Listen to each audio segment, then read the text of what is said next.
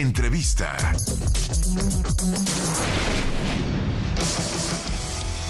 Hoy leí una de esas declaraciones que me gustó. La verdad es que me gustó bastante. Y por eso te estoy buscando, querido Alonso Cervera, director general adjunto de Estudios, Asuntos Públicos y Comunicación de Banco de Santander, México. ¿Cómo estás? Muy bien, muchas gracias, gusto saludarte. Gracias Primero te tenemos que buscar un cargo más corto. Sí.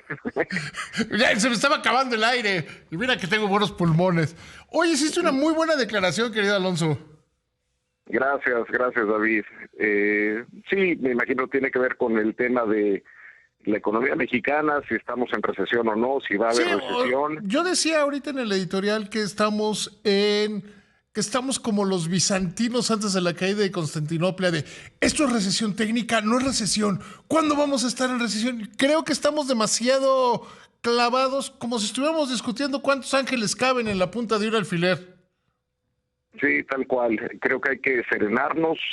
Ya de por sí la incertidumbre por la que estamos atravesando a nivel mundial es bastante elevada, como para distraernos y debatir cosas que son innecesarias. La economía mexicana se ha desacelerado desde el último trimestre del año pasado. Lo más probable es que el primer trimestre de este año también se contraiga, pero no hay que rasgarnos las vestiduras.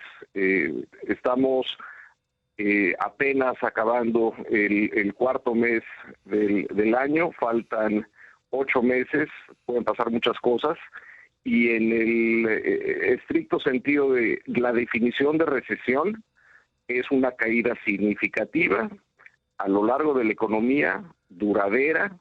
Esa es la definición de recesión para el Buró de Investigación Económica. Nosotros en Santander no vemos una caída significativa que dure varios meses y que se extienda por toda la economía. Entonces, yo tampoco la veo.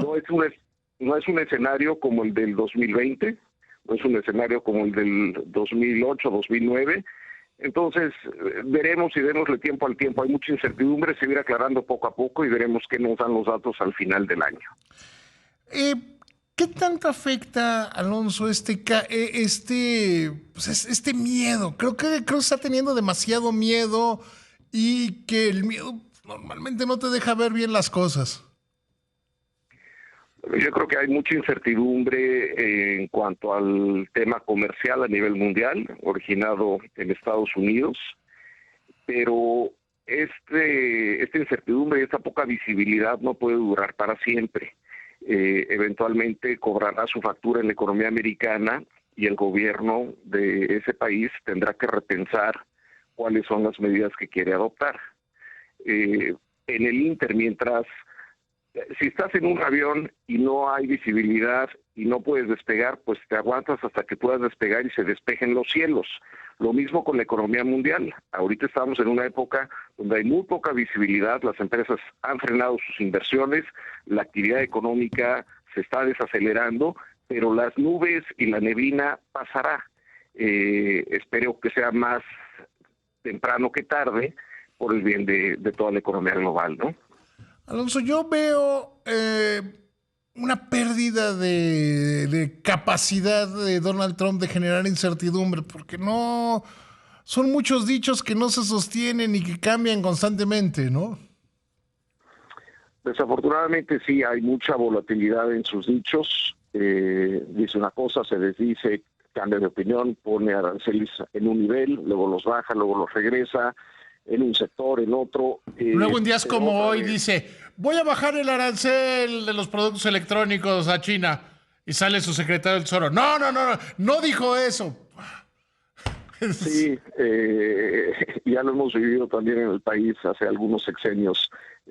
Gente que sale a decir lo que quiso decir el presidente. Pero mira, él lleva menos de... Sí, en eso tenemos más experiencia que los estadounidenses. Yo creo que Estados Unidos puede aprender mucho de nosotros, los mercados emergentes, que hemos pasado por muchas de estas crisis, y nos debería de pedir el librito para saber qué hacer y qué no hacer. Pero en fin, yo pienso que es muy improbable que estos dimes y diretes y decir y desdecirse puedan ser permanentes durante todo su periodo. Lleva menos del 10% de su mandato, lleva como el 7% de su administración. Dudo que el 93% que le quede sea igual, porque metería a la economía mundial en un grave problema, le pasarían factura política en las elecciones intermedias del próximo año. Entonces yo creo que llegará la calma, llegará la serenidad, y espero que sea más temprano que tarde. Alonso, ¿tú en qué verías el inicio de la recuperación de la economía mexicana? Decías al principio de esta conversación que veías que se iba a recuperar. ¿En qué lo veía? ¿En qué lo verías? Bueno, yo creo que hay un factor que ha sido muy resiliente en México ya durante varios trimestres, que es el consumo privado. Uno de los grandes legados del presidente López Obrador fue aumentar los salarios de la gente, aumentar el poder adquisitivo. Esas transferencias siguen fluyendo, el dinero sigue llegando a una gran mayoría de las familias mexicanas. El empleo no se ha deteriorado tanto como se podría haber anticipado. Entonces el consumo va a seguir ahí. Puede ser que en el corto plazo las exportaciones se vean afectadas, se vean mermadas por el tema de los aranceles, pero yo creo que con la buena colaboración del sector privado con el sector público, en varios sectores de interés, en sectores clave, ya seas asociaciones público-privadas o se llamen como se llamen, creo que hay un gran acercamiento del sector público con el privado y eso nos va a ayudar. Y también tenemos el Plan México para tratar de apuntalar la economía doméstica. Yo creo que México va a estar en un proceso en los siguientes varios trimestres y años para ver qué podemos producir en México que antes le importábamos a otros países como China. Yo creo que hay un proceso de sustitución de importaciones. Creo que habrá inversión privada local y de otros países en México para reducir la dependencia y el déficit comercial, que es bastante grande, el que tenemos con China. Yo creo que esos son los factores que van a apuntalar a la economía a partir del segundo semestre de este año. Sí, porque lo cierto es que hay un cambio de paradigma. Hace unos meses todo el mundo daba la globalización por hecho y hablaban del nearshoring después de la pandemia. Y hoy pues, el mundo se está volviendo más pequeño otra vez en lo comercial, ¿no?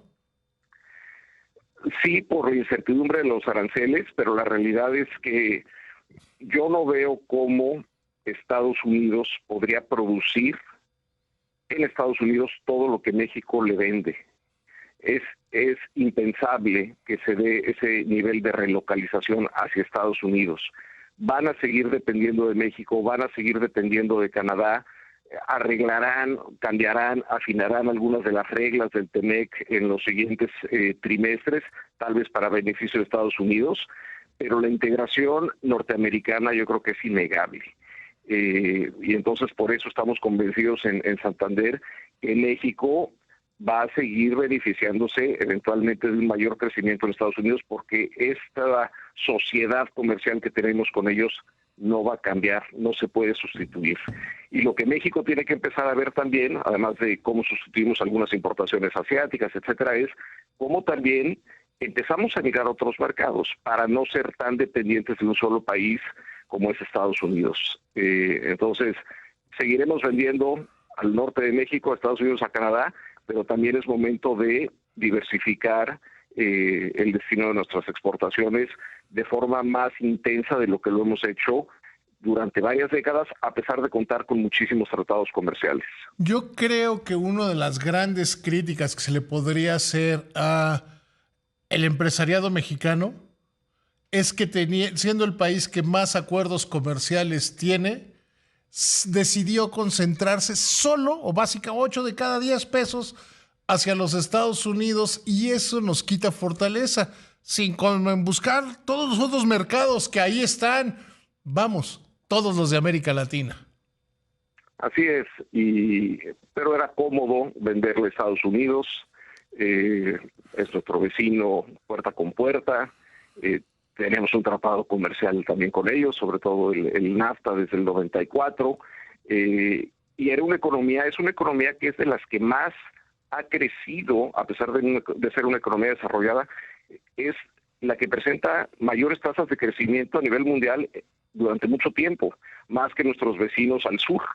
Entonces, yo creo que por eso era la conveniencia de venderle a Estados Unidos nada más, pero ahora, a la luz de lo que estamos viendo con estas fricciones comerciales, pues yo creo que sí es bueno diversificarse un poco más.